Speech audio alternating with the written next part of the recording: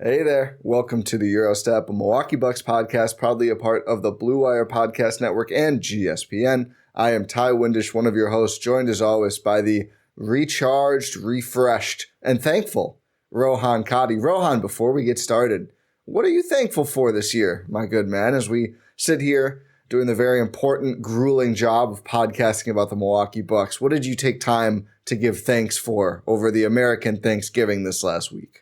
Well, first and foremost, I was thankful for being, happy, healthy.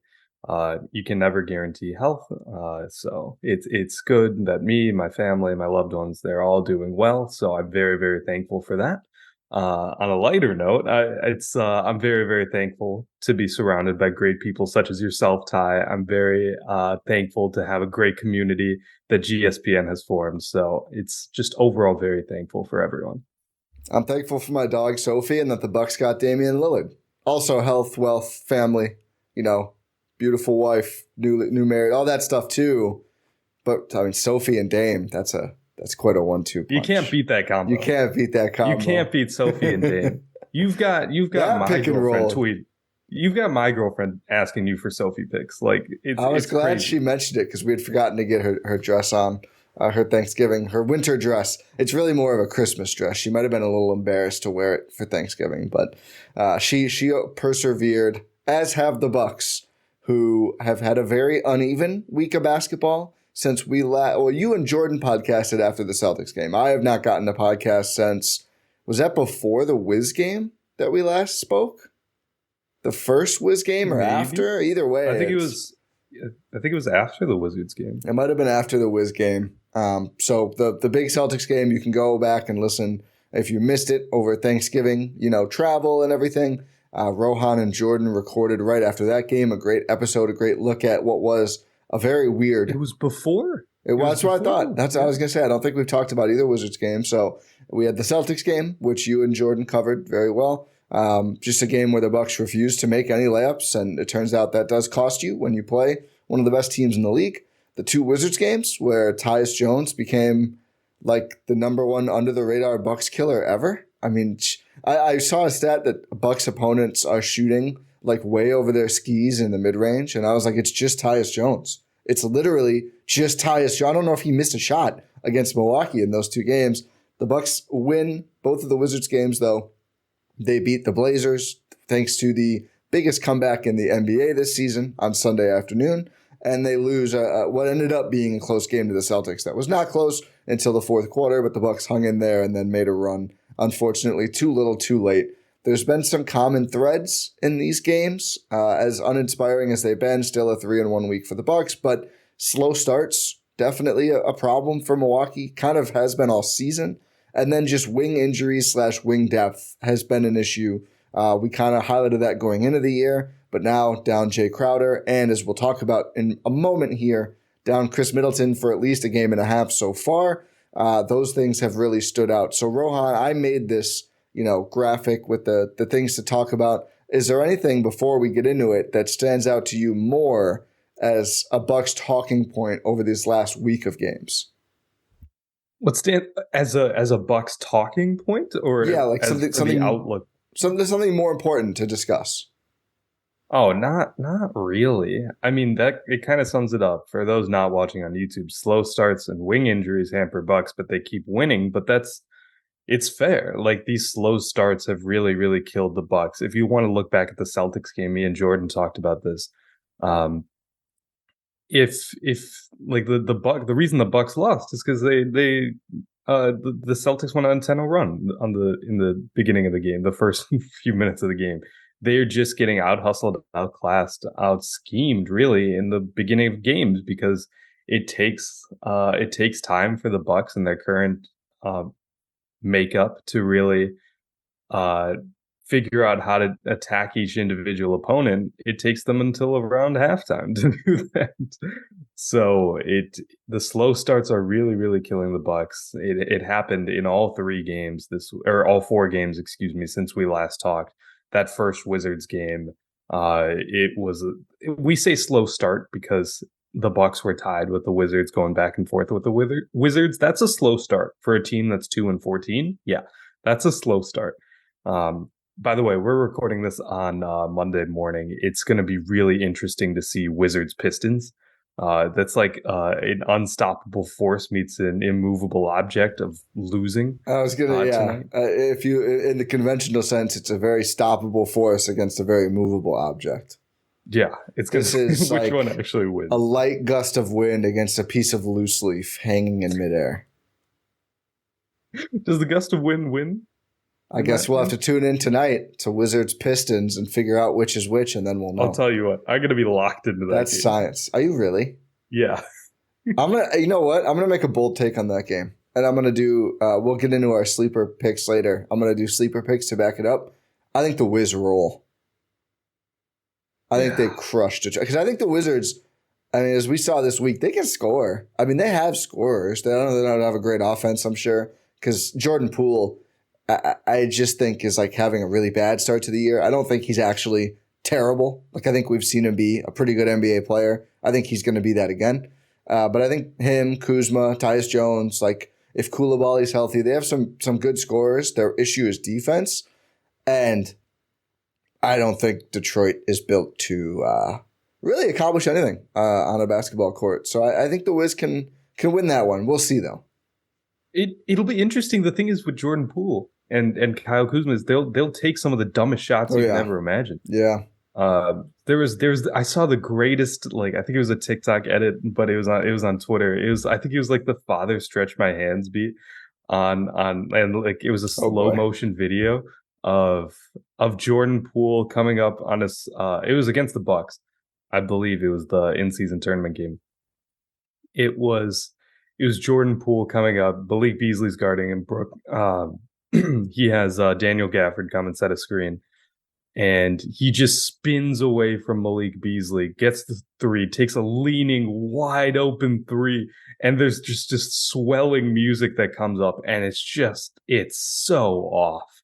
The shot just bricks off the side of the backboard, and I was like, this is perfect. But we're talking too much about Wizards Pistons. Slow starts have really hampered the Bucks. You saw it, like I was trying to say before we got on this tangent. You saw it against the Wizards. You saw it against the Celtics, like I mentioned. That's the reason, not the entirety, but if they don't get off to that slow start, maybe they win that game. Yeah. Because it just felt like they were always playing from behind, playing catch up because they were. And it's difficult to play that for 48 minutes. You saw Giannis talk about that after the Blazers game. He said, yeah, it takes a toll on your body to keep playing from behind. So these slow starts, they're not only hurting this team in terms of like, yeah, now they have to fight from behind, but now they have to exert extra effort. You don't get the rest time that you do in previous years if you're the Bucks because you're winning by 30 points. You don't get Giannis sitting out fourth quarters. You don't get Dame sitting out fourth quarters. We've seen that at times this season, but more often than not, the Bucks find themselves in a game that's sort of close-ish in the fourth quarter. So instead of being able to take that time to rest, they're taking that rest time that would happen in the first quarter, which is bad because you're supposed to be playing the game at that point. So it's just on slow starts, it's really hampering the Bucks in every single facet of the game, like in terms of rest, in terms of actual win-loss record, in terms of being able to out-scheme your opponents, because you can't really experiment, play any games within the game if you're trying to come back from a double-digit deficit every 5 minutes. Yeah. So I guess then the question is, what can be fixed to stop the slow starts, which is really what I want to talk about. And I think certainly the defense is still not great. Although I did look after the Blazers game, and it helps that the second half the Blazers just could not make anything. I think the Bucks had a 69.1 defensive rating in the second half. Oh, I mean, the Blazers would do for some regression, and they got a little heat checky, and the regression hit them very, very hard since they started dropping. So all stats from November 3rd.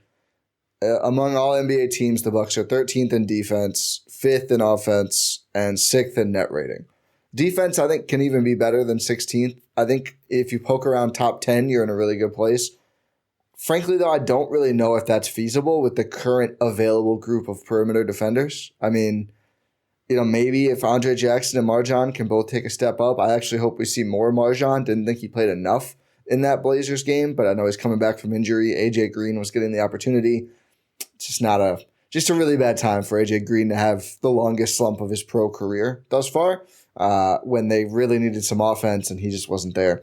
I think the defense in the opportunity where his biggest opportunity of his career for sure. And I think credit to I'm glad he got more than just like one game where he didn't shoot well, but now it's been multiple games and the other stuff just isn't there enough. So I think this is just the classic. Let's cycle through the young wings, see what we've got. I think it's probably someone else's turn to get more of those minutes. But I just think the personnel defensively is not great. I mean, I think they gave up too many threes against Portland. The help was just sloppy. But then you see the second half, they start switching, and their rotations were really crisp for like the whole half. So part of it's like, is this scheme, or is this just like guys getting lazy in first halves? And then, we're down a lot. We have to go work a lot harder. I think still my biggest scheme gripe is going for too many offensive rebounds that give up transition. But I know the numbers I think are really bad on this for the season. It was like conventional transition that killed them against Portland. They were just handing the ball to the Blazers, who are running the other direction. That's not crashing for boards costing you. That's like, hey, maybe let's not hand a bunch of really young guards the ball and slap them on the ass and say, hey, have fun dunking this one. That was literally the whole first. I felt like I was taking crazy pills. And then you're seeing like, this defense scheme sucks. I was like, I don't know what kind of defense you can scheme up when there's 3 Blazers behind everyone because you just threw them the basketball. Like, especially this Blazers team. That's like, all they can do. Exactly. That's all they can do. That's it. And they were like, oh, thanks. We'll totally take this. So I feel like I've said this throughout the season, and I'm not trying to carry water for the Bucks defense. I think it's mid, but I think that's kind of what you go for. You're not trying to chop wood and carry water? I am trying to do that. But I do think the worst defensive sequences for the Bucks come when the offense stalls out. And it's like, this whole week, we did not get a single A game and probably not even a B game from the Bucks offense. Like, that's the problem. And I don't know what necessarily to do. I mean, I think you could work more Dame actions, but Dame just didn't have a great week. And it makes it hard when Dame doesn't have a great week and he has the ball a lot. They've taken away the whole he's going to be off ball half the time. No, Dame's the point guard. Dame's bringing the ball up. Dame's running the actions.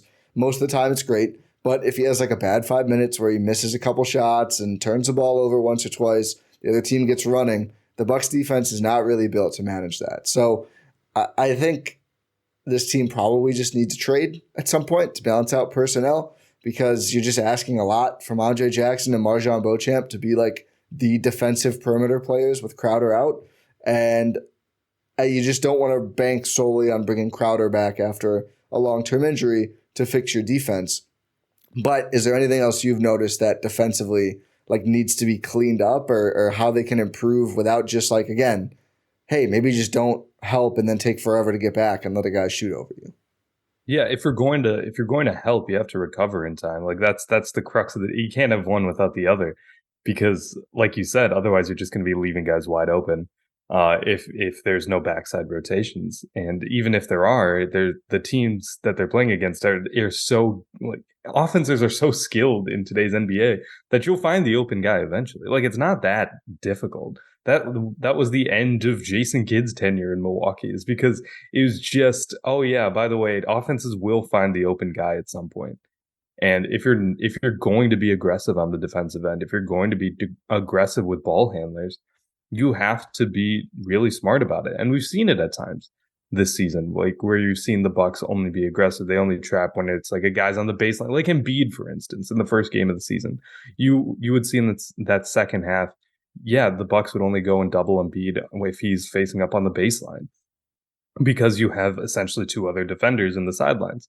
But you're not seeing as much of that type of fun stuff anymore. And I think another reason that the Bucks defense is starting to falter, not falter, but there are points where it's faltering, is guys are just being a little too aggressive.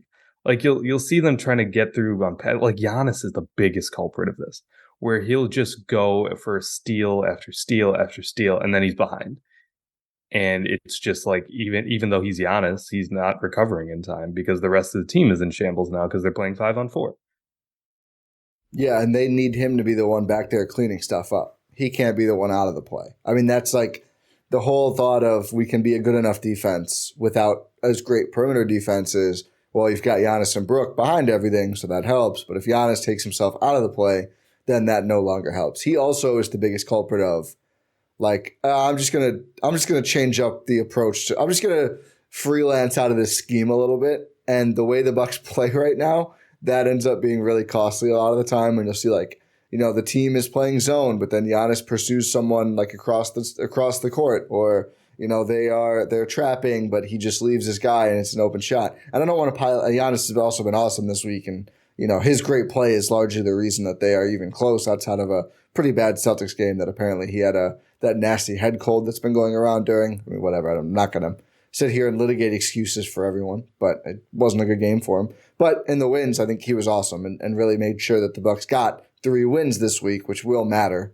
later on, of course. Yeah, I agree with that. I just think still screens are just like such a huge issue for them, and I don't really know what the obvious answer is about, Dame and Beasley just not, and Khris when he was healthy, not being able to navigate screens like at all. I mean, if it's the big, you don't just want to switch that because then you get Brook way out on the perimeter.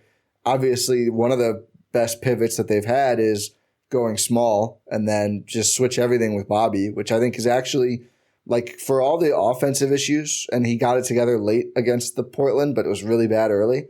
I've still just mostly liked Bobby's defense this year. Like, I think he's fit the system well. It's not been the issue. No, it really hasn't. He's a good switch defender, which we've always said that's what he can do best. And he's a good trapper. I mean, his traps are some of the best because sometimes they'll trap and it's just like kind of lazy or too aggressive. Bobby actually strides the line very well. He high steps the line very well. And they forced a lot of turnovers when Bobby comes up and the aggressive trap and just builds a wall, makes it hard to pass over. Usually when they do pass out of it, they're able to recover. Like, I've really liked Bobby's defense this year. I think that's earned him more minutes, and he paid it off with some big offense late in that Blazers game. But of course, you have to figure out ways to play with Brook because Brook is awesome. I mean, he tied his career high against the Wizards in the in-season tournament. He really carried the way. The first time the Bucks had 3 30-point scorers in that game, by the way, ever in franchise history, which was pretty cool. It was a good game to go to. Nice. That was very exciting for you. Yeah, probably too exciting. Yeah, it was. It was a fun atmosphere. But yeah, first time in franchise history, 3 players scored 30 points or more. Incredible. Yeah, but I just think I almost think they've gone too far away from zone. I know they do it here or there, but I feel like that should be the first pivot when Brook is out there to. All right, we're dying on screens. We're giving up open threes because we don't rotate fast enough. And I mean, like, Dame fights. He gets turnovers sometimes. We all know he's just not a great defender. Like, I still think when Khris is back, there should be a starting lineup change. I actually don't hate Bees in the starting 5 when Khris is out. I do think they need some more offensive punch there to not let defenses totally key in on Dame and Giannis.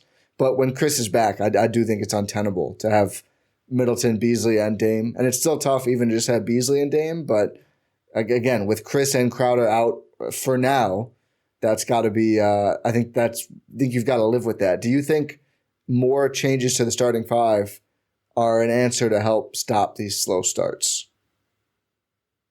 I mean, are you asking if Khris shouldn't be a starter? Just generally. No, not really. I think Khris should always be a starter. Okay. Just wanted to say, because I've seen some of that discourse. No, that's always been around. I think you can have all 3 of Dame, Khris, and Beasley or another bad perimeter defender. Yeah. I think I'll still maintain that if everyone's healthy, it should be Boss Man instead of Bees. Yeah. Even though Bees has really shown me in this last week, like, yeah, he'll be a potent bench piece for sure. Oh, yeah. For sure. We'll get into our sleeper picks later, but Malik Beasley over 2.5 points in the first quarter has been hitting. Oh yeah, I mean, because it's Dame plays the whole first, and Dame looks to find him. Yeah, it's been fun in that regard, but yeah, I think as currently constructed, if we're gonna assume when Khris comes back and Boss Man's still out, I don't hate the idea of just keeping it the way it is, but I also recognize that lineup is probably the crux of their slow starts. Yeah. I don't even because think. Go ahead. because they're just so defensively not inclined. They're more. I should say they're more offensively inclined. I think both are true. Yeah, than defensively inclined. But it's just I just don't know who the answer is. Like we've seen times where Andre Jackson Jr. is starting, and it doesn't like it's been promising. It hasn't been great. Yeah, I just like at some point you have to look to shoot, and he's just never Like wants to literally, shoot. he will not shoot the basketball. He No. won't. He won't unless he's wide open in the corner. He's not shooting the basketball. And the funny thing, he's knocked those down, and he's athletic enough to where it's like I'm fine if he doesn't take all those. He should take probably a couple more threes per game because he's been like you look at his percentage. It looks like he's a great shooter. The problem is he's probably taken I don't know maybe 10 all year. Probably not it's even the George Hill effect. I think, but even worse. It's even worse, yeah. But then like he's driving, and he's got a lane to the rim. And just every time he just turns around and throws a bounce pass out. And some of them have been getting picked off because I think defenses are pretty keyed into the fact that we can just not even worry. We don't have to defend him. Just like get behind him and wait for the pass.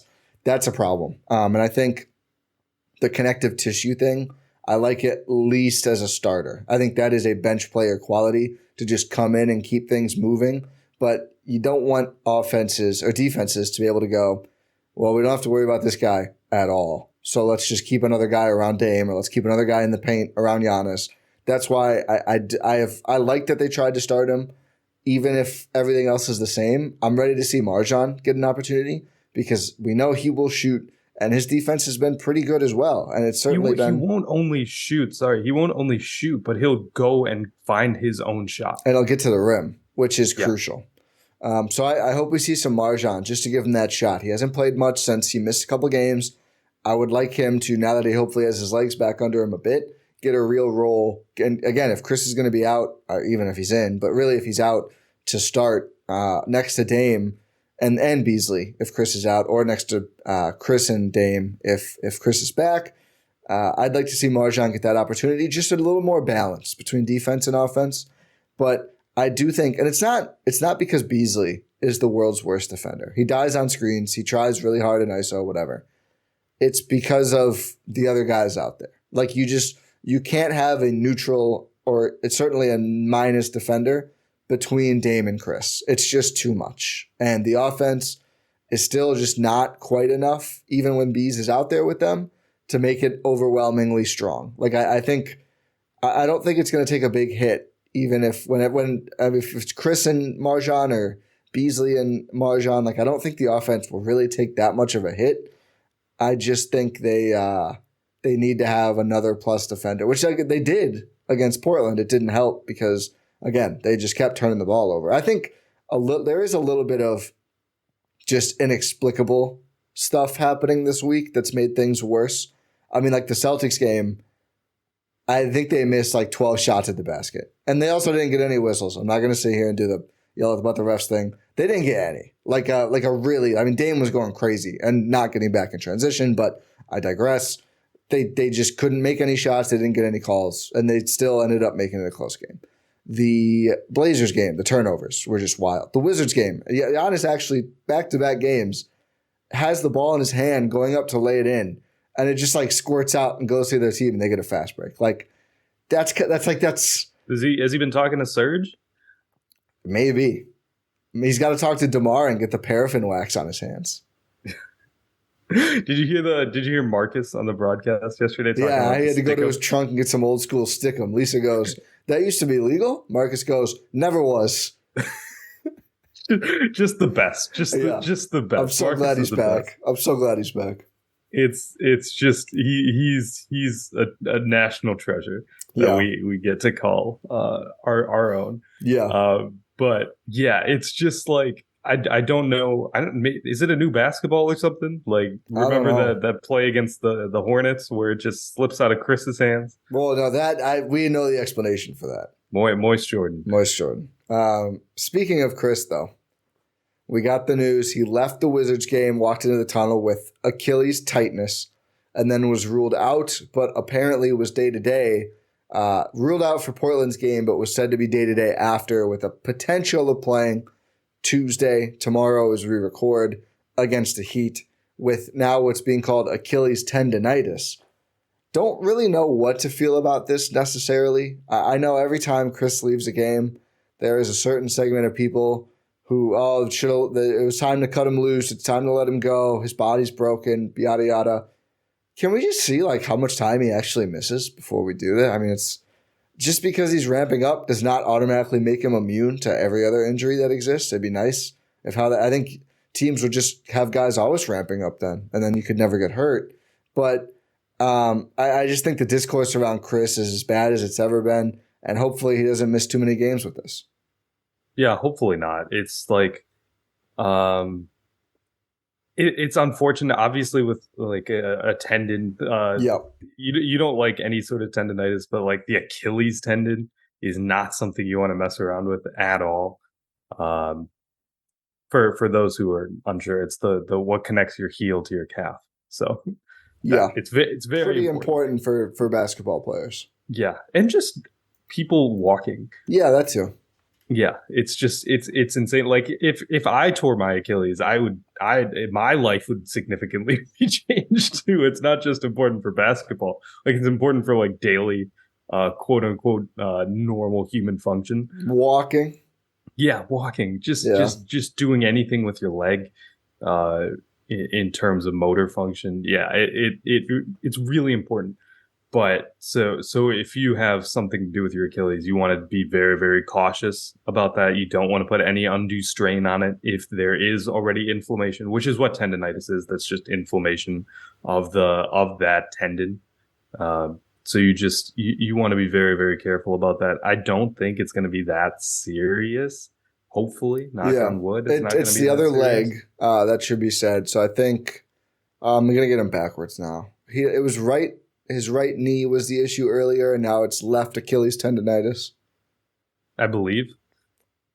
I've seen people say, "Oh, this is classic." You know, you get the injury on the one leg, then you get the other leg for compensating. I mean, I don't know. I don't have any insight, so I didn't even see what happened. I saw him go to the tunnel and then said, "Oh, that sucks." This doesn't really seem like a compensation thing for me. He's been back for months. He's been playing well. He says physically he feels great, and it's not like his other knee gave out. I mean, Achilles tendinitis, the Achilles, often it's like non-contact, fairly inexplicable stuff. I haven't noticed him putting extra weight on one knee or the other, or one leg or the other, I should say. I don't know. Again, I'm obviously no expert, as people who have listened for a long time know, but it just feels to me like an injury that happens, and guys all across the league, it happened to be Khris, and of course, you know, this sparks up a whole new round of, should they have cut him loose this summer and gained no cap space or appreciable assets for it? I'm going to say probably not. Should they have lost Khris and gained absolutely nothing? Or should they? I always love this time to trade him. Oh yeah, I'm sure teams, after you spew on about his injuries for 2 hours, I'm sure a lot of teams are lining up to be like, hey, here's an equal caliber player who's younger and healthy all the time for Khris Middleton. Sign us up. Hey, I mean, Bulls. If you want to cut DeMar loose, that's also fair. Just like cut him. Yeah. That'd be probably the worst possible fifth starter. I don't care. Yeah, it would be fun. It would be very fun. I do not care at all. I love DeMar. I'm glad we're aligned on that. We don't share a love for Bam Adebayo, but we are aligned on DeMar DeRozan. Yeah, because for some reason, I want everyone to know that Ti. I said this once 2 years ago, and you still stand by it, and you love it so much. It's just statistically true. Mid-range assassin Bam Adebayo, according to Ti Windisch. It's true. It's true. That is true. Okay, here's the thing. If it's we'll talk about the Miami game in a little bit, because that's the next game for the Bucks on Tuesday. And in-season tournament game. Yeah. I want to do a lot of in-season tournament talk too. I'm very excited. But just humor me for 1 second. Let's say it's coming down to the wire on Tuesday. Oh boy! And it's the Bucks are up by 1 point, and it's like the Heat of the ball, 15 seconds left.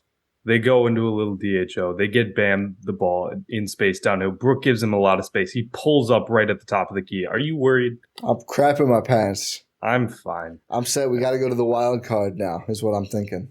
When that happens, I'm like, good job, Bucks. Good defense. No. Mm-mm. And then it's a brick. No open shots in the game. Come on, Rohan. You're taking the bit too far. Tell that to the Bucks against the Wizards on Friday. Oh God. There was I'll tell you a little, give you a little insight. The gentleman sitting next to me at this Wizards game, nice guy. We were talking. Shout out to him. He was not a Bucks fan. He was. It seemed like him and his lady friend had come up from Chicago to just watch a basketball game. I've run into this too. Yeah, I've also seen this happen. And this guy was clearly betting. I think he had because I saw the apps on his phone. Like as he was like, he had the Bucks losing by 3. I think. Oh. And he was just like yelling stuff, like nothing like insanely profane or anything. Yeah. But like during Giannis's free throws, he's like, "You're gonna miss," and like while the whole stadium's quiet and stuff, and it's just like, we were having some playful banter. And again, super nice guy. And nothing ill. But as that was it a Kuzma shot to tie the game goes up and it hits the rim, we both just look at each other like, oh my goodness. That was rough. It was that was a tough shot to witness in real time. Yeah. So the Bucks are pretty. The point of that is the Bucks are pretty okay with open shots to end the game. Well, they shouldn't be. Well, they should not be. I guess we don't have too much more to talk about with injuries. I mean, we'll see. I think Chris's first designation. So to put a little bit of a bow on it, if Khris doesn't play, do you want to see Ajax still in the lineup, or do you want to see Marjan in there? No, I'd like to see Marjan. I want to see Marjan in there. I would like give it a try. Like if Adrian Griffin's going to be a guy. And he's shown to be to like give different guys different rotations, but like give him a shot, which is good. Yeah. Give it to Marjan because he's earned the opportunity, and frankly, these other guys have not lost their opportunity, but like it's shown like it's not like the greatest thing in the world. I think Ajax should still be in the rotation. I think they need absolutely. him as a I don't think he's defender. lost a rotation spot at all. Again, like none of these guys have really lost it. It's more like okay, it's time to see what someone else can do in the starting lineup. How do you feel about TA as the new like, hey, you guys need to try on defense? Like, if you get me talk, I'll talk for another hour about this. I think it's a good use of Thanasis. I think it's a great use of Thanasis. I think it's a great use of it, like especially with down so many wing players and just not having enough defenders. Like this is the right way to use him. This is the time. I'll tell you what. What was the game where I was fighting for my life to get an up stock? Oh my God. He was like 1 for 5, but he played good defense. I don't remember which exact game it was. I don't remember either. You could search the Gyro Step Twitter account tweets, or your tweets, because you said, I really wanted the TA up stock here. Blame Ti. And I said, yeah, blame me. But it was...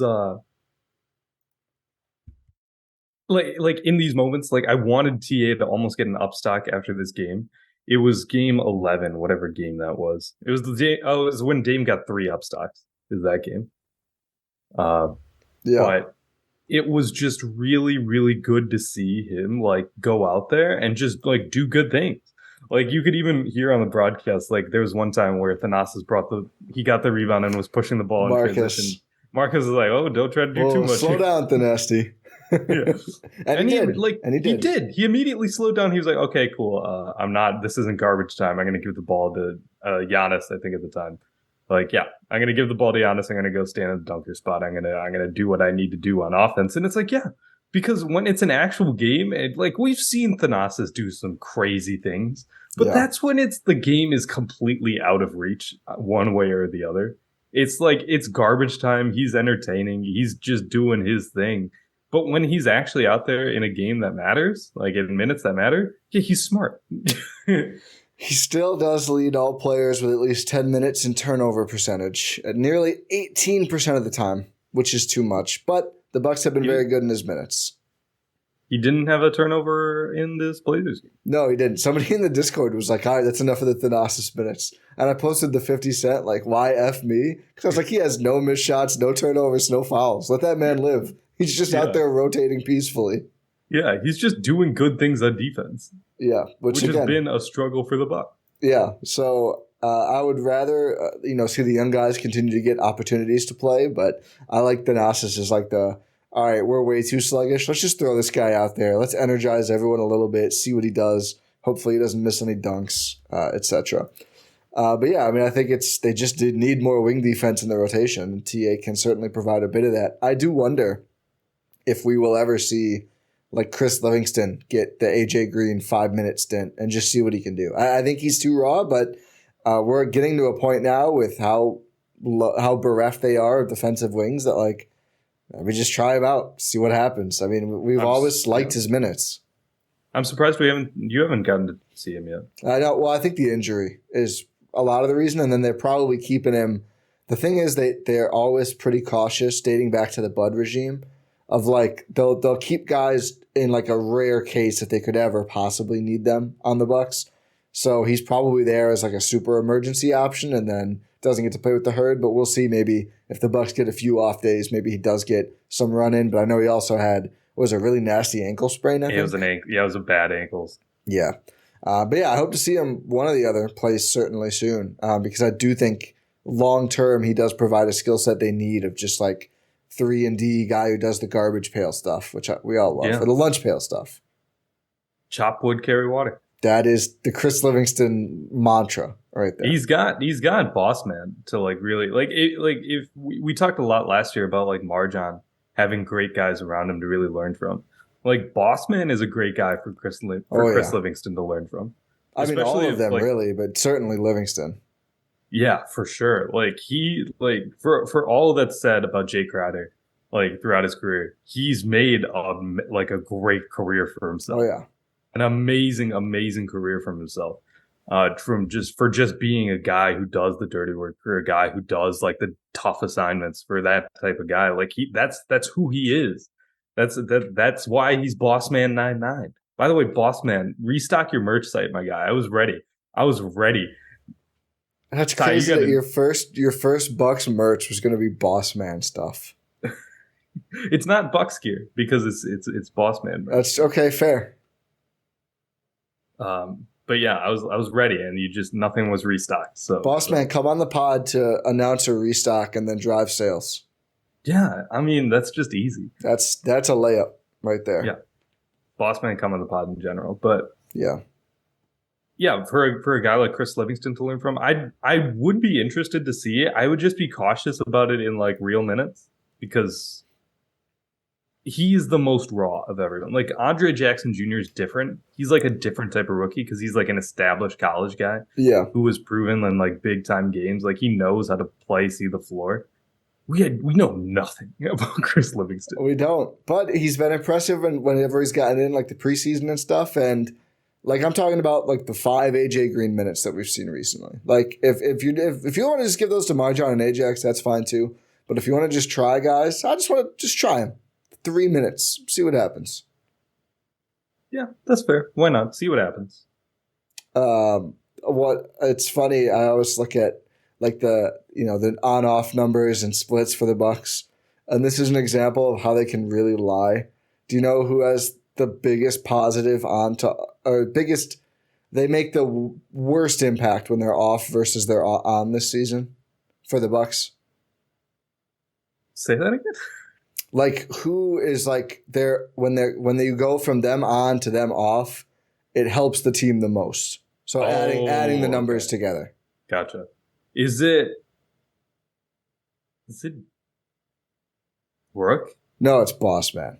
Oh, it's Boss Man. Because he played the first 9 games or like 9 of the first 10 or whatever, and 4 of them were the first 4 they weren't dropping, 2 of them they got blown out. He is minus 10.3 when he's on, plus 7.8 when he's off for a swing of like, they're more than 18 points per 100 possessions better when Boss Man sits, which is like, I can already see someone making the argument when he's ready to come back. Like, should he even play? Look at these splits. It's like, dude, he was so good. He was so good. Easily their best wing player. Again, Giannis is his own thing. But yeah, I always laugh at that now when I see it because it's like, oh man, Dame finally pulled himself into the positive on court. By the way, just the slow starts have been brutal for the starters. Khris continues to have one of the best as well, and Livingston 9 minutes plus 11 net rating. There you go. Needs what's the NASA set? 14.7 plus when he's on. There we go. Marquise Bolden, 152.4 net rating when he's on. Behind a totally sustainable 185 offensive rating and 33 defensive rating. Those 3 minutes were popping. Those 3 minutes were the greatest basketball the Bucks have ever seen. We'll talk about the in-season tournament here in a second. But first, Rohan, let's talk about our friends from Sleeper. We've been making our Sleeper picks. We love playing daily fantasy with Sleeper because it is live and legal in 20-plus states, including Wisconsin. It is daily fantasy sports based on their stat projections where you go higher or lower on, I believe, 3 or more stat projections each game, and you can end up winning, which unfortunately Rohan did not do on this ticket. Take us through what went wrong with these projections, Rohan. So if you're not watching on YouTube, I'll go through one by one. So it was DeAndre Ayton for the entire game. The projection was 1.5 turnovers. I went lower, and just because Ayton doesn't really have the ball in his hands enough to force turnovers, and if like Brook and Giannis are not going to force a lot of turnovers in the paint, that's just not how they operate. That's just not how paint players operate. But Brook and Giannis especially, they're not going to be going for strip steals or anything. They're just going to try to go straight up and block the shot. And I ended up being right. DeAndre Ayton, 0 turnovers in that game. That was the only thing that I got right. Jeremy Grant in the first quarter, the projection was half a rebound. I went under just because I had seen in his previous games that he was not getting first quarter rebounds. And it's literally just a toss-up. Are you going to get a rebound or are you not going to get a rebound? I chose wrong. He ended up getting 1 rebound in the first quarter and 2 for the entire game. So it's like, come on, Jeremy. Bobby Portis, the projection for combined points, rebounds, and assists, 19.5. I went under. It was looking good for a while. Yeah, he ended up with 21. Those last two threes did not help me, but it really helped the Bucks, which I will take. Yeah, you got to take that. And then Giannis, projection of 0.5, 3-pointers made. I went higher. Yeah, I went higher because like my theory is going in again. These were not live picks; these were made before the game. My theory was that my thought process was that the Bucks usually just beat up on the Blazers.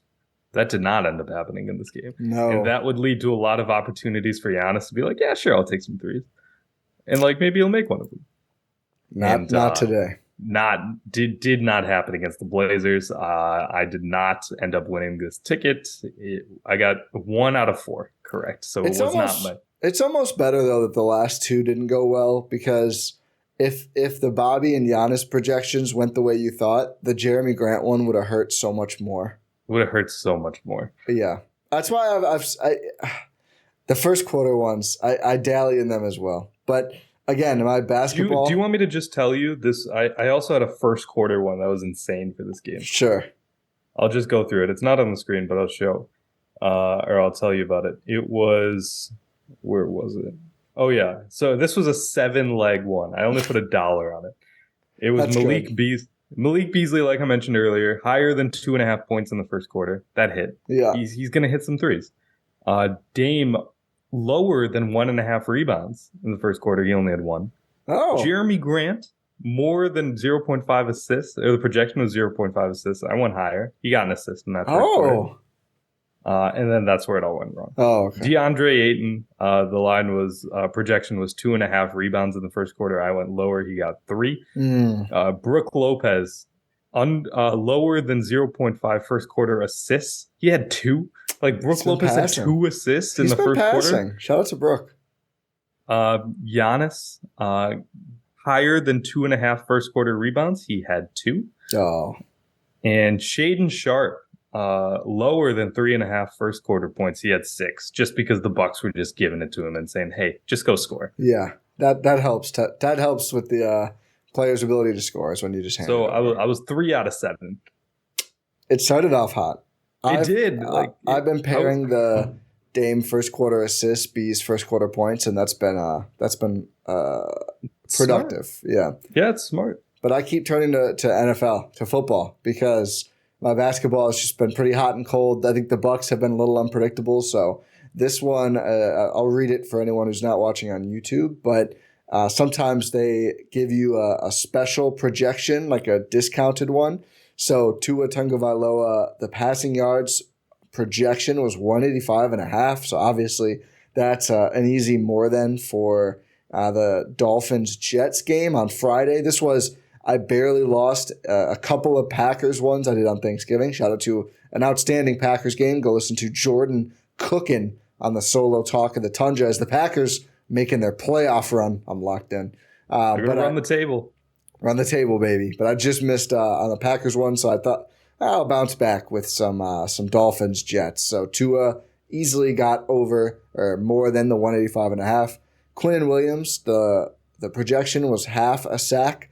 I went under, just figuring that, Tua will get the ball out quickly, and he did. So the lower than projection was successful. And then this was the one where I cooked a little bit here. Garrett Wilson, 0.5 projected anytime touchdowns. I went more than, even knowing the Jets are starting Tim Boyle.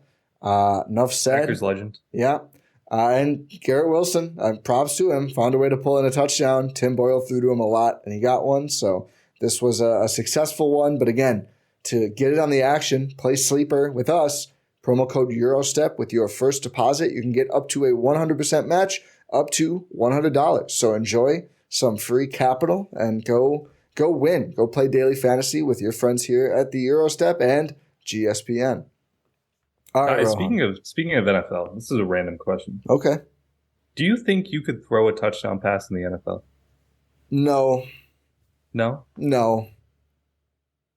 Fair. I don't think it's necessarily, I don't have the arm, although I don't have a very strong arm. But I think you need a lot of experience reading defenses to even have a hope of knowing how and where to throw it. And what if it's a first and goal from the 1 yard line? You're lined up in. I would get injured formation. first. Oh. And then it's a play action. Instead of handing it off, you run backwards, throw it over your head to like a fullback. No, I don't think that would work at all. I think it's possible. We're pretty short. You less so than me for NFL quarterbacks. So it's going to be hard to even see over the line. 6 foot is a short NFL quarterback. I mean, canonically 6'1", but still pretty short. How tall is Bryce Young? Well, how is life going for him? How many has he thrown? And he won a Heisman. He's thrown at least one. Well, if you or I had won a Heisman, I'd feel better about our shot at throwing one. I'm just saying, if it was that exact formation, I think I could throw one. I don't. I think you're throwing a pick six, Rohan. I love you. I think you're throwing a pick six. The way you described it does not sound like good football. You throw it over my head. That's not good. That's not a good way to do it. No, over like the line. Like you throw like a little rainbow shot. Oh, a little Johnny Mac rainbow jumper. Yeah, no, I don't think it's working out for you. I think it's possible. I think if I try to do the tush push, I would die in the field. Oh, if the tush push, I would get killed immediately. I wouldn't do it. I think I would protest. I'd be like, no, change the play call. No, I'm not doing Put someone this. else in. No. Put the backup in. Yeah. I think if we're in the game, the backup is all hurt. Put the running back. I always fade these things though. I don't think I could do anything productive on. The one that I considered was like if they just ran an I form, could you pick up 1 yard if there was a big hole in front of you? I think just maybe if your offensive line was really good, but like I wonder how many normal people would even be able to take the handoff. It's harder than it looks. It is. It's harder than it looks. But if imagine you're DeAndre Swift or something like in that situation, like you're just running behind Jason Kelce, like just fall right behind Jason Kelce. I think I could do that. Yeah, I think it's a much lower percent than people think. Yeah. Oh yeah, the handoff is tough though. I didn't even consider that part. Nothing I'd in probably baseball. Don't think I could do anything in no, baseball. absolutely nothing in baseball. Don't even think I'm I could not- catch a pop fly because they hit it 5 times higher than any baseball game I've ever been in.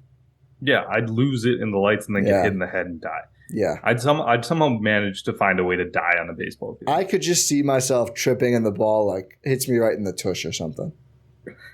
But that could be a catch. You could. So maybe that's how I'd do it. I'd never hit the ball. I couldn't No, throw no. a strike. And anyone who's ever said, if you haven't played at least at a very competitive college level, if you think that you can hit any MLB pitcher, you're crazy. You're insane. Like you can't. You just can't. Like I'm not even talking about like hitting like a single. I'm talking about like hitting the ball. Yeah. Like making contact, like a foul I would ball. feel No. great about a foul ball. Oh my god, the foul ball would be the highlight of my life. Yeah. And basketball, people, if you played 48 minutes, could you score 10 points in a year? No. I could score a basket. I'd cherry pick. Yeah, you could do that probably. Or like get fouled, make a free throw. Dude, I think the No, I wouldn't pressure get a of that call. the pressure of hitting that free throw would be immense. I wouldn't get the call also. I mean, yeah, you'd have to get really hacked. But Yeah, I think but then I think I'd probably get hurt and not the be able to make normal- a free throw. the normal person would probably just look so bad. Yeah, they wouldn't get the benefit of the doubt on anything. Yeah. Like just imagine me like who's a bad defender? Just look at the Bucks roster and throw Yeah. a dart. Like imagine if I just like try to go and initiate contact against one of them. Like I'm not getting the call. Dame is 6'4", pure muscle. Looks small out there, but imagine a normie just like, yeah, I'm just gonna dribble by Damian Lillard. No, you're not. No. You're Absolutely cooked. not. No. Dame is picking my pocket every time. Hockey, I can't even skate. So that's going to be really No, tough to do anything from the jump. I didn't even think about hockey because Hell no. no. Not a Soccer? chance. No. No. No. I think soccer, your only chance is like, and Open obviously, no, I would never score a goal. I mean to like just survive out there is if like they just don't go to your quadrant very often. But if they knew the deal, they would go to my quadrant all the time. And then it'd be bad. Yeah. I think I could score on an open goal. Yeah, but I don't know how you get to that situation. Your team is up big. They just put you in as a sub as like a make-a-wish thing. And they you go up. You're the opposing team's goalie is playing out in front. To try to, like, get some and goals in there. you just end up in the right place, right time. Yeah. I think anyone would have a shot at making an open goal if that exact situation happened. This is my fault. I would like to do penalty kicks, not against a real goalie, but No, just against a friend. yeah, that'd be pretty fun. Yeah. You know what So- game is slept on? Kickball. Kickball? Kickball. I haven't played haven't kickball in 10 years. I miss kickball. You know what's a good game? Dodgeball. Yeah, it's kind of too aggressive though. Yeah, but that's the fun. I'm not playing dodgeball with you. All right, let's get back to the in-season tournament. The Bucks traveled to Miami Tuesday night to take on the Miami Heat in a crucial game, not just for their in-season tournament standings, but for just the whole in-season tournament. The Bucks, if they win at all, will be the first seed in the East for the first ever NBA in-season tournament, which is big because it means you won't play Indiana first, and Indiana has been a buzzsaw in in-season tournament games. The Pacers are 4-0. The only other And just team a buzzsaw in general. Like that offense is ridiculous. slowed down a little bit in the recent weeks, but they plus 39 and a 4-0 record in the in-season tournament with wins. Pretty tough group. Beat Cleveland, Philly in Philly, Atlanta in Atlanta, and then Detroit not so much, but the Bucks also plus 39, but only 3-0. Obviously, haven't played their last game yet.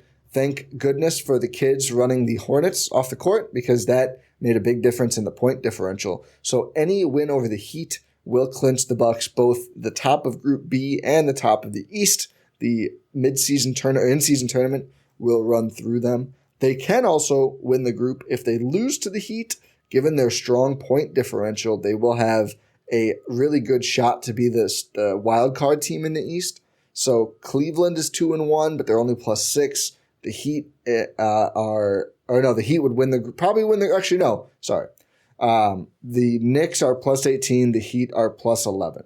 So the Bucks could tie in record with all three. If the Knicks win and the Heat beat the Bucks, then it would just come down to point differential. So if the Knicks don't win by a ton and the Bucks lose by single digits, they could still win Group B. But obviously the easiest path is just winning.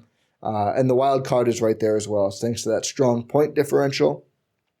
For example, Boston is +0 with a 2-1 record.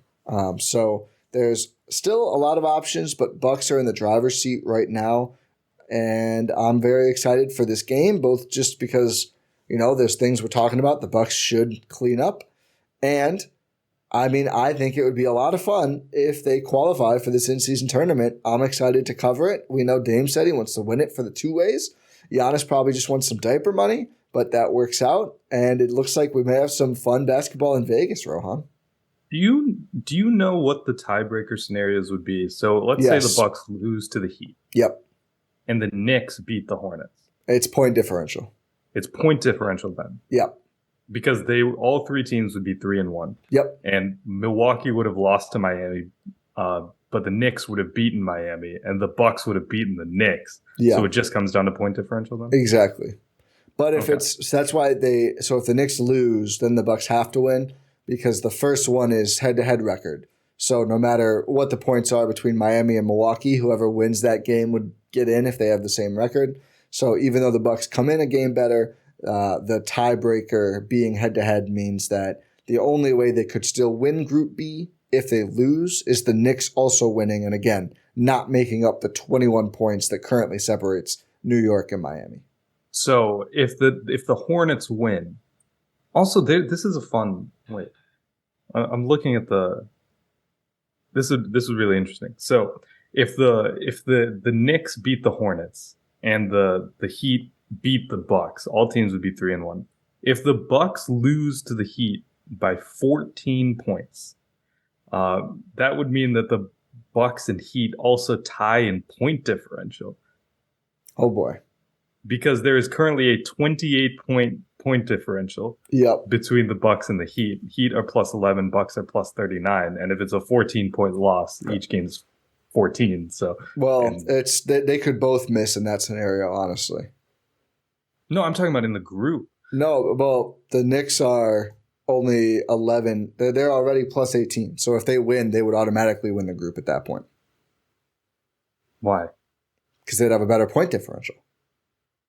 Then the Heat, who won by 14? Oh, no, they'd need to win by 8. Excuse me. Yeah. The Knicks would. But again, they have to win anyway. So as long as it's not super close, they would then win the group. Yeah. The next tiebreaker after that is total points in the group stage, which is what I was trying to get to. So it's like there could be some wild scenarios that happen if the Knicks win. Milwaukee has a good edge there. They've scored 41 more points than the Heat coming in. Perfect. So then even if the 14-point thing does happen, they've also scored 46 more than the Knicks. So the Bucks should have a good shot at least making the next round. So the Cavs at 2-1 are +6. And then we've already talked about Knicks Heat a bunch. The Celtics and Nets are both 2-1. The Celtics are +0 so far in in-season tournament, and the Nets are +8. So these are the point differentials and records that could matter depending on how these teams fare. Any loss for a 2-1 team will eliminate them, as there's only one wild card from each conference's groups. So winning, again, the Bucks just win, everything's simpler, and then the Knicks have the inside shot at making it. Although, again, the Cavs, Celtics, or Nets would all have a shot as well. But losing then is where things could get pretty tight, and it would need to be a pretty close loss. Out west, the Lakers absolutely rolled. They also got really fortunate. They played the Suns when they didn't really have anyone. And then the rest of their group was Memphis, Portland, Utah, which is a bad group. The Suns ended up 3-1 after that Lakers game. They were good. They have an inside track at a wild card. The Pelicans lead Group B with a 3-1 record. They're already done. The Rockets are trying to vie and get in there too. They are 2-1. So a big Rockets win could knock Phoenix out, but they are currently 18 points behind in point differential. And then the Kings are 3-0, control their own destiny to win their group. And the Timberwolves are 2-1 with a -3 differential. It's so funny. Warriors 2-1 +5. So Kings win, they knock out the Warriors.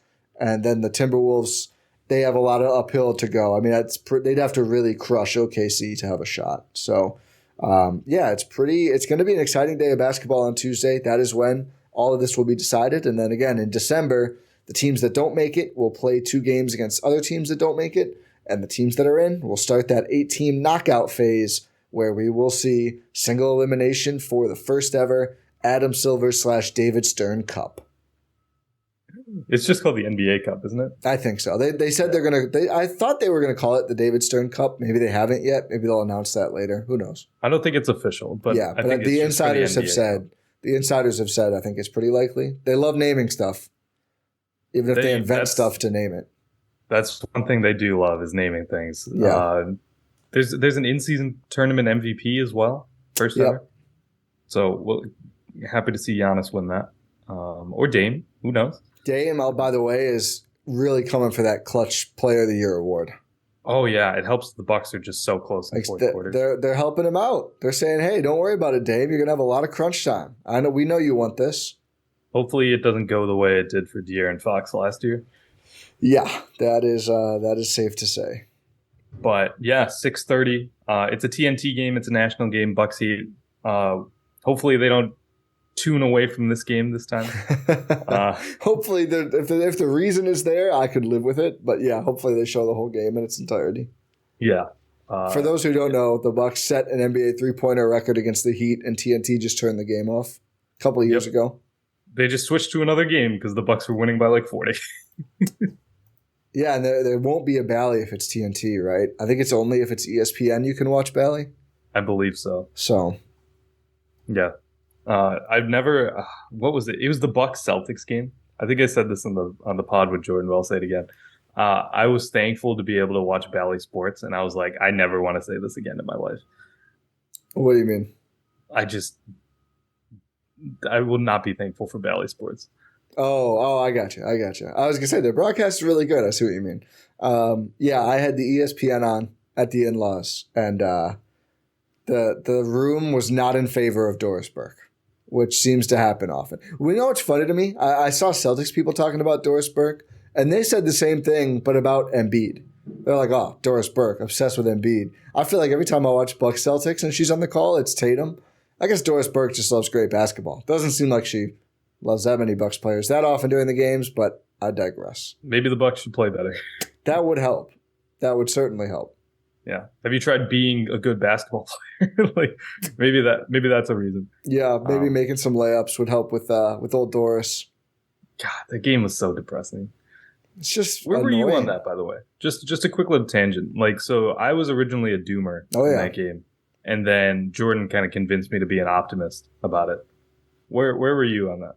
Optimist, because I was like, that literally, if they just make half of these layups or just get points out of it, it's a fairly tight game throughout, and then their comeback could have had a lot more teeth behind it late in the game. I still think Boston, for all the talent they have, runs into the same issues because they just have, like, it sounds stupid. I know they got Drew Holiday.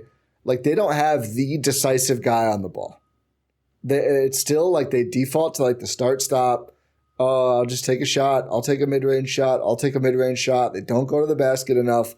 They don't get fouled very often because of this. And that's why there usually will be a free throw disparity between these teams, except when, I mean, the way Khris and like Pat and them were just getting killed on drives was bad. Obviously need to fix that up a little bit. It's tough when they go 5 out, but I still think the Celtics are prone to these same things. And I just think it's when the threes aren't falling at an insane rate, I think they're just beatable. I think the Bucks, for how bad they played, for not having enough wing defense available, the fact that they made it close on one of their worst executed games on both ends, I don't think it's like, oh yeah, they have this matchup locked up. But I do think I didn't go away from that game thinking, oh, no shot they can compete with Boston this year. That's for sure. Yeah, for sure. Because they showed, like you were saying, like they run into the same late game issues. The creator they gained this season was Drew Holiday. Dude, we've seen. I love Drew. I miss him. I miss him so much. That game made me think like, man, I miss Drew so much. Yeah. Does not help those issues. No, he doesn't. Well, it's you got to put the ball in Tatum's hands. He's your best player, and he does good with the ball. But then it's like, I just think that step back three isn't falling. It's diminishing returns then on all these other ball handlers though. Because it's like, what are they doing? Yeah. So yeah, I think they're very good. I think their baseline is very good. I think they're still beatable. They still have kind of the same issues. And then just, as Khris and Porzingis, I think left games on the same day and are now out for a couple games at the same time. Both teams have kind of that recurring like, oh, are we going to be healthy or not? Boston's depth has been unpredictable. I saw Maxey has really trailed off over the last week and a half, which kind of expected. I mean, I think he's very good, but I didn't think he was 33 points on 50, 40, 90 with one turnover a game good. Because if he is, he's probably just the MVP and the best player on the team. I looked over the last 5 and he was 23 points on 40, 30 splits from field and three. It's like, okay, so that's more Maxey, but the thing that's still good. But yeah, it's not bad, but it's good for Philly that he's still doing that. But it's not like he scored 50 points a game. Yeah, so it obviously something to track over the year. But I think really no one in the East to this point has been like, oh my God, they're world. So no one's been maybe world beaters. Orlando since Orlando's second in the East. I mean, Orlando has beaten I think both Milwaukee and Boston now. Yeah. The Orlando loss looks better, by the way, with each passing game. I did not think. I think we both took the over on the Magic. Yeah. I think coming into the season, I did not think. They're going to cool off at some point. They are. I just looked through a bunch of random stat stuff for all the good East teams last night. They are ungodly good when John Isaac plays right now. I just Jonathan Isaac. I just. Why is that really funny to me? John Isaac is, I feel like, a better name, to be honest. But it reminds me of people who say Jim Harden. Oh yeah, John Isaac. Well, I remember when Bradley Beal went to Brad Beal, and I was taken aback by that. But it's they're plus 18 or something in the minutes because he kind of came on a little bit later. And I just have to imagine that's going to level off given what he doesn't do offensively. But they have a lot of really good perimeter defenders, that's for sure. Yeah, the reason he was that the Magic were beating the Celtics is that John Isaac. He's John Isaac now. Yeah, was just swarming Tatum. If you hear noise, they're blowing up my street outside. I cannot hear anything. Okay, good. Shout out to your mic. Yeah. But yeah, he was just swarming Tatum. That Magic team, they have some pieces, man. They have some pieces, and this is even with Paolo not being as effective in its early rookie season. We all know that he trailed off in the second half of the season. Still won Rookie of the Year, still deserved it, but he's not a world beater on any end, which is fine. It's his second year, it's fine. Yeah. But this Magic team is still good. They're actually getting good point guard play. It's fun to see. It is. They're not going to be second in the East, though. You know what's been interesting to me? A team that everyone loved coming in said it could be the first seed. Cavs are just meh. Cavs are meh. Even with I know they had injuries, but Mitchell's been out. Mitchell and Garland have played 7 games together, and they're good when they both play. When they're both on the court, they're 3-4 in those 7 games. It's not great. It's just not good enough in a conference that's been half pretty good and half bad. The Pacers cooled off a little bit. I think they're going to be a playoff team. But you look at the standings, and it's the Cavs are the one to me that I'm oh, that's pretty. I mean, the Magic and Pacers are really fun. But I'm the Cavs are 8th right now. They're just kind of not great. The Hawks are what I always expect the Hawks to be, 500. 500. The plucky Nets got back to 500. The Raptors, the bottom of the East is so funny. That's why I was so excited for Wizards Pistons.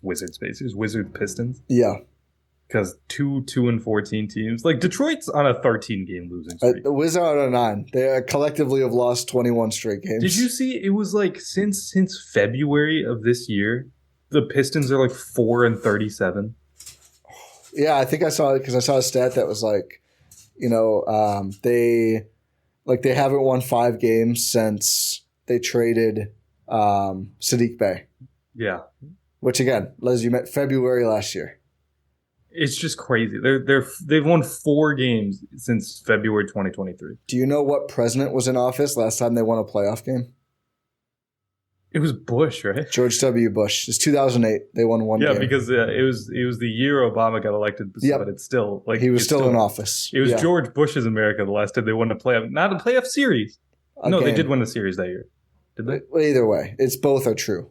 Yeah, that was the last year they did either. Yeah, because the last time they made the playoffs was when they got just absolutely annihilated by the Bucks. I think they've had to have gone at least twice. I think since then. I think they went. I thought the Reggie Jackson, Andre Drummond team went and maybe also got swept. I could be wrong about that. Maybe. No, well, maybe. Or no, the Cavs. I think it was the Cavs. Yeah, that sounds right. I knew it was a LeBron team, but yeah, just sad. I feel bad for the Pistons, man. I feel bad. They did not win a round in 2000. Oh wait, no. Oh, they got swept in the first round of 2009 too. Oh, so they've gotten swept They got swept the last 3 times they went to the playoffs. That's depressing. I feel bad for Detroit. And again, like you've said on a previous pod, if you need to cut bait with Cade, Milwaukee's a good trade partner. Dude, they're in a really bad place. Like the fan base, the way they talk about everything, like it's just like, oh yeah, we just have no hope anymore. Yeah. Cade's not good enough. Cade might be good enough. The thing is, like, the team around him is just so not built for what he's good at. Ivy is 8th in minutes. No, I'm saying that's what they're saying. That's not the reality of the team. That's they paid Monty Williams a whole lot of money to not get this result, and here we are. Yeah. I just you're in a bad place if you're putting this much hope on Bojan Bogdanovic. Yeah. Yeah. It's not a good spot to be in. It's not. The Heat are 6th, by the way. We skipped over them going down the standings. This was a fun kind of little look around the East, which we should probably work in more regularly on the show. But 10-7, they were red hot, and they lost 2 in a row. Jimmy and Bam both did not play in their game on Saturday against the Nets, so we will see. I would imagine at least one of them is able to play, if not both, against the Bucks for the in-season tournament game. Group B championship. I saw for the Bucks. A Nikola Jovic controversy? Yeah, he said he's getting something about him not wanting to play the 5, and he's just getting pigeonholed into playing the 5 even at the G League level, and he said it's really frustrating. And he's saying this on a radio interview? Yeah, he said they're not using him correctly. Yeah, and he's just getting sick and tired of it. He balled out when he was in Oshkosh, that's for sure. Yeah, because Jimmy Butler was in attendance. Took the PJ to Oshkosh. Whoa, is this? I don't know I'm trying to see if this is the real quote. What is it? It's about him going to the G League. I insisted there is no point in sitting out the whole season after a good summer. I even like the G League, but there I play in the 5 position. Somehow it's there's no way out for me right now. I still don't see the light at the end of the tunnel, but I'm sure there will be. It's crazy. Yeah, he does not like to play the 5, apparently. Yeah, that centerpiece of that Dame trade is looking great. Dude, yeah, that is good to say. But yeah, hopefully they're either Jimmy or Bam or both are playing in this matchup against the Bucks, and it's a good game. Hopefully the Bucks come out on top. It's like we mentioned earlier. It's great. It would be very, very easy for the Bucks if they just win this game against the Heat, clinch the top seed in the East for the in-season tournament. Otherwise, they're just going to have to rely on tiebreaker scenarios for that wild card spot. In the East, that singular wild card spot. But like we mentioned, they're in good position to do so. But yeah, I'm really excited to see how this plays out. It was fun to go to an in-season tournament game to see the different court. I will say the court looks better in person. Oh yeah, I think they look fine on TV too. To be honest, I think the whole thing has gone really well so far. I think it has. I mean, we get to see that. We get to see that really gnarly red Miami court. Oh yeah, with the writing. Yeah, that court's going to be ugly still. No, it doesn't have the Heat culture rating on it. Oh, that's their City Edition court. Yeah. Oh God. Or their whatever edition court. Yeah, their statement court. Whatever. Who cares? Yeah. Their Nike branded court. Whatever Nike wants them to call it. So it's a different. No, this one's just red. Yeah, the red ones are the ones I like least just because it can be hard to track the ball, but we'll see how it looks. It looks like a 2K court. Yeah, that's some of the ones are just way too garish. But some of the ones like The Timberwolves? is that the blue one? Yeah. One of the blue ones. I don't mind It the looks blue ones. so good. The Timberwolves one is like a baby blue. It looks so good. Some of them really worked out. Some of them not so much. But that's I mean, when you do 30, that's always going to be how it is. Yeah. Oh well, we'll see though. Do we have anything else we need to touch on? I think we covered just about everything. I guess just real quick because we talked about him. I know we did. We did circle back to Ajax and say he should probably maybe not start anymore, but still like some encouraging stuff. The defense, the passing. But no, I think otherwise we covered. Payne's cooling off. We didn't talk about Pat a lot, but Pat's we didn't do too many of the individual players this pod. We will be back, expecting to record after the in-season tournament game, so we can dive into more players then. But yeah, it's campaign cool-off has been a little drastic, but we kind of expected it. Pat, just like, he's always so close to having a good game. He just really needs the shot to fall with more. He's 34% on the year, which is just not good enough. Yeah, it's just he really needs that shot to fall for him to be really effective. He had a couple. We talked about this. He had a couple nice contests on drives against Portland, so I'm glad to see him stepping up a little bit. Like he funneled Shaedon Sharpe to Brook, and Brook swatted it. It's like that's all they need these guys to do is just responsibly funnel drives into Brook and Giannis. It was good to see him do it, but hasn't been consistent at all. Yeah, Cameron Payne no longer leading the league in 3-point percentage. He is now 6th. Is Bossman still listed, or has he lost eligibility? Bossman has lost eligibility. No, unfortunately.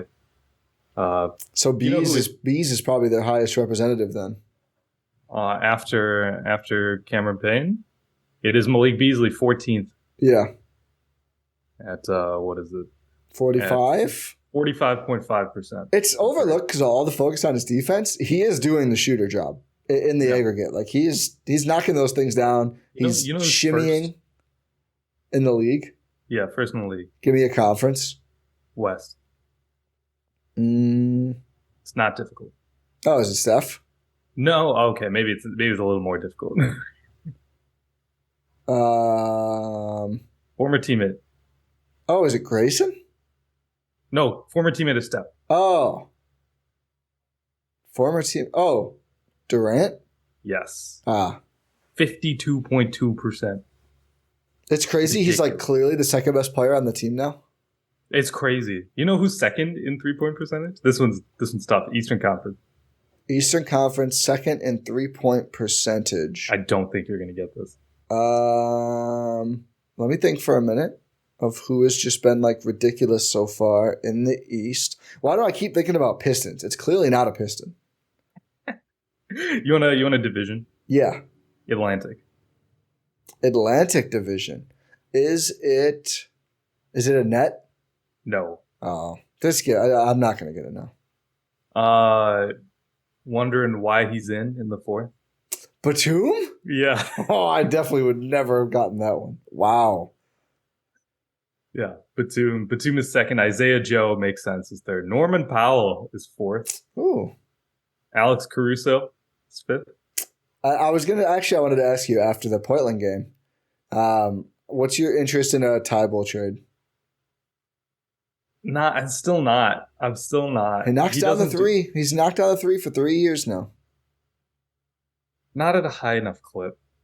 Like you mean rate of shots taken? Yeah. I honestly don't think that's as important anymore, just because it feels like... I think it is, because then you'll run into the Ajax sort of situation where it's like shoot the ball. There's a big difference between Thybulle's rate and Ajax's. Where's the first Piston on this list? Oh my God. I mean, it's probably... 34th. Oh, it's... I know who it is too. Isn't it Beef Stew? No, it's Alec Burks. Oh, that makes sense. 36 is Beef Stew. So 34 is Alec Burks. 36 is Isaiah Stewart. Are they still starting Killian Hayes? I don't know. I don't watch Pistons games. You're about to watch one. Old friend Grayson Allen, my son, is 7th. Good for him. Yeah, I knew he's having a good year out there. I'll take the L on saying he could drop out of the rotation. Although he's been their 3rd best player this year. I do think it gets a little trickier if Beal comes back, but so far he has been very good and very important for them. Yeah, for sure. Former quarterback for the Atlanta Falcons is 11th. Nice. Is he on the Rap? No. Pelicans. Pelicans, no. I think he was on the Raptors at some point. But if we're talking about Matt Ryan, I think we need to wrap this up. I would agree. We'll say thank you for listening to this episode of the Gyro Step here on Blue Wire and GSPN. If you are listening to this on your podcast platform of choice, make sure you're subscribed. Leave a 5-star rating and review. And if you're watching on YouTube, make sure you subscribe, turn on notifications, make sure engage in the comment section. It's always fun to see the comments. But yeah, make sure you're subscribed wherever you're watching or listening to this. Check out gspn.info for all of our links, including Jordan going solo on Talk of the Tundra about that amazing win against the Lions that ended up being like a little bit of a nail biter. You're like, oh my God, are they going to get this onside kick? Is it going to be, are they going to blow this? But no, they didn't. Hear Jordan talk about that Jordan Love masterpiece, Jordan on Jordan sort of talk there. Always good. But yeah, make sure you check out gspn.info, like I said, for all of our links. Pod random, and we will talk to you next time. Start TA.